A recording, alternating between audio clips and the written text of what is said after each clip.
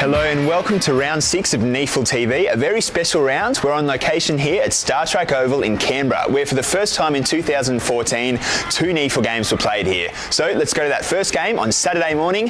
UWS Giants took on Ainslie.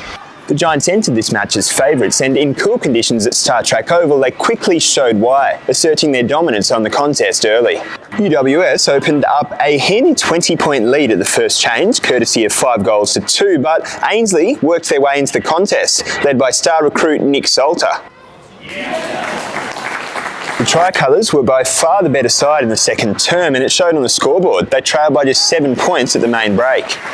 It's a well-worn saying in football that the third quarter often defines the outcome of a match, and so was the case here as the Giants took a stranglehold on the game.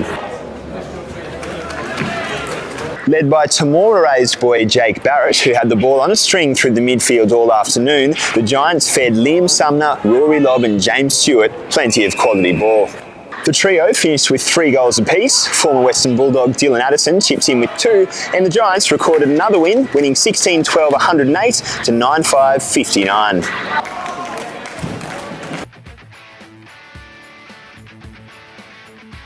Now to Bruce Purser Reserve in Sydney on Saturday afternoon, where Queensland's Redland Bombers travelled south to meet Sydney Hills Eagles. Redland travelled to a fine and humid top end last week to take on NT Thunder, but conditions couldn't have been any more different on Saturday afternoon in Sydney. It was cold, it was windy, and the football was scrappy. The Bombers, who pride themselves on their outside run and free-flowing style of football, were restricted by not only the weather but a brilliant Sydney Hills Eagles outfit, buoyed by their first win of the season last weekend. Scott Reid took a massive mark for Hills Eagles in the second quarter, and his side looks on the cusp of a massive boil-over. Trent Stubbs and Josh Milani got amongst the goals for Sydney Hills, and they held a 9-point lead at three-quarter time. But with one of the biggest upsets of the season in the offing, the Bombers showed a little bit of class, setting and kicking a couple of very important goals. Those 2 unanswered goals in the final half hour were eventually just enough for Redland to scrape over the line, the Bombers going to 4-1, winning by 8 points. Now to what shaped as one of the matches of the round in the top end, Southport travelled to take on NT Thunder.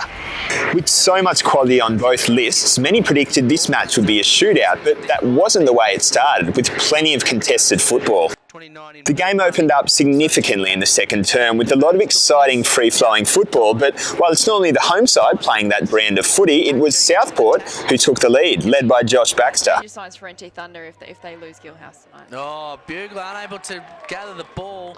Spills out now to Baxter. Southport was ahead by 13 points at half-time, and the home side had his back against the wall for the first time this year. Enter Willie Rioli Jr., who sparked his team to life. First goal for Thunder. The Thunder's midfield stars, highlighted by Alwyn Davey and Cameron Eilert, were in superb touch, and NT took the lead. Comes out to Lockwood. Big goal for Thunder. The Thunder was challenged. Southport did get very close, but in the end, the home side had too much class, keeping their undefeated start to 2014 alive and winning by 18 points. Now to Canberra and Kippax Oval, where Belconnen was bidding for its first win of 2014, taking on Sydney University. Sydney University have been one of the big improvers of 2014 thus far, and they were heavily favoured going into this match, but nobody told Belconnen. The home side revelled in the cold and very windy conditions at Kippax Oval, opening up a handy break early. A 9-point half-time lead to the Magpies was whittled down bit by bit during the third term, but Belconnen still took a 4-point lead into three-quarter time, and their first win of 2014 was very much in the offing. Sydney University's Adam Campbell kicks the opening goal of the fourth term at the 5-minute mark to draw his team level at 48 points apiece, setting up a grandstand finish. With the ball pinballing back and forth between the 50s, Magpie Daniel Posh, who was brilliant all day, eventually stopped the rot, giving his side a 6-point lead with his goal halfway through the last term. Minutes later, the students hit back with their second major of the final term, edging in front by a solitary point. But that goal proved to be Sydney University's final score of the game. 3 behinds to Belconnen, giving them their first victory of 2014 by just 2 points.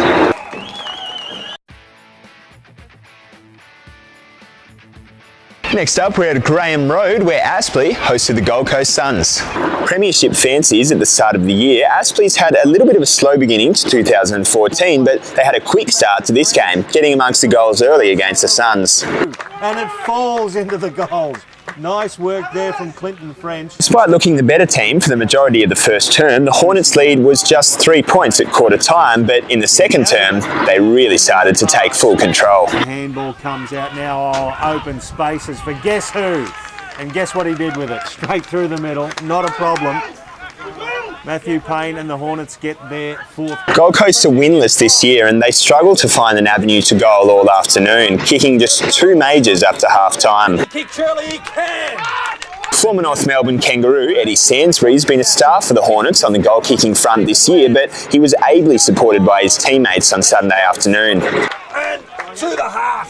Aspley ended up with 11 different goal kickers, led by Lucy, Hughes and French, who all bagged 2 majors. With Sydney University dropping its game to Belconnen, Aspley moved into the top 6 for the first time in 2014 with this win, running out 13-17-95 to 7-10-52 victors.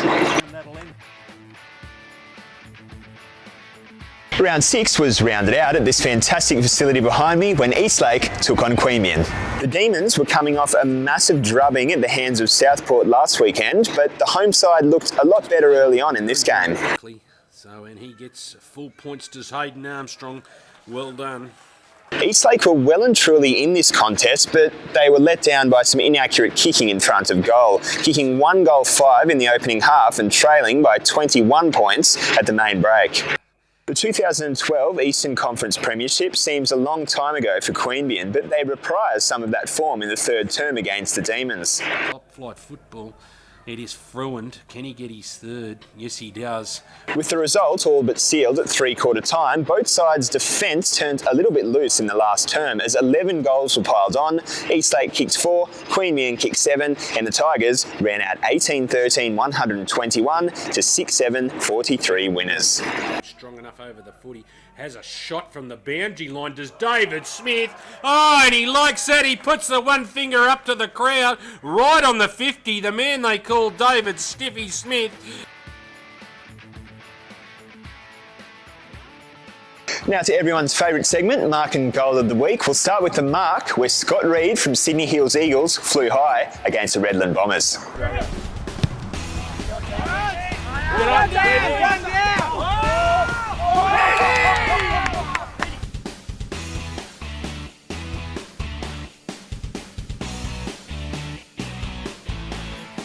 Well, Belconnen, first win of the year on Sunday afternoon and first Goal of the Week nomination this round through Andrew Dess.